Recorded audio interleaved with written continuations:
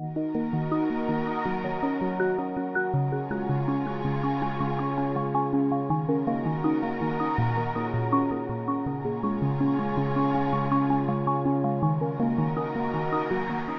goals of the workshop were to identify priority areas for the different countries and at the regional level in relation to impacts of agricultural development and other developments on biodiversity, ecosystem services or the environment in general, and to validate the results of the modelling that we have done.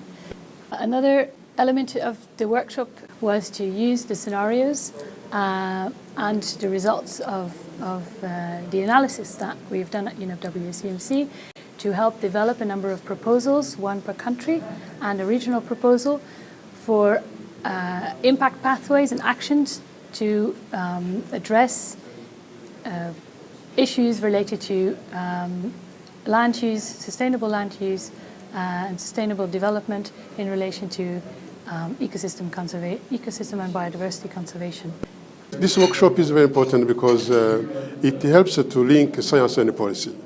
We believe that from this workshop, different participants coming from a different background, from government institutions, civil society, research institutions, are going to be able to take the findings so that the government can integrate these results in national policies, national development plans and strategies. Quite often countries sometimes make policies without forward looking, and after 1 or 2 years they realize that the policies that they would put in place or the direction they had taken was not going to deliver them to the direction they would want to. And that, in our view, especially in the context of climate change, that will lead to maladaptation, which is going to be more difficult even now to reverse. Through the normal work of COMESA, which is a regional organization, we are able to bring together the various stakeholders, government, private sector, and civil society, and try to bring to their attention that whenever they are looking at the various policy options, there are a number of things that they need to look at, especially in relation to biodiversity and climate change. And I think this is very useful.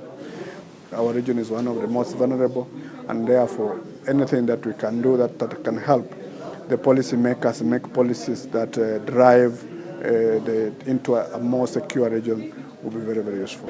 Somehow it's pushed me to think more.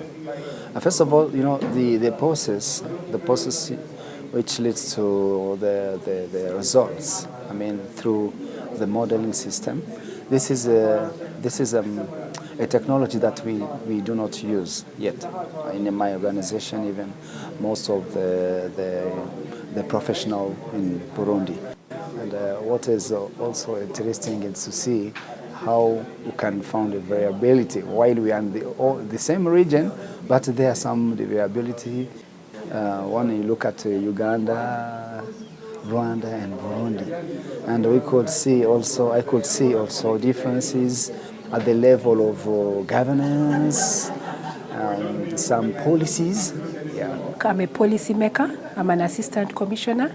So one of my key functions is to develop policy, to review policy. So it directly feeds into my day-to-day activity. So in a way, it has enhanced my capacity to do that. Specifically for Uganda, I see us applying it directly, because one of the challenges has been the fact that while we have very good policies, good institutional frameworks, the implementation has been weak. So in the proposal that we have developed, we are proposing to strengthen that so that implementation of the policy is enhanced and made more feasible.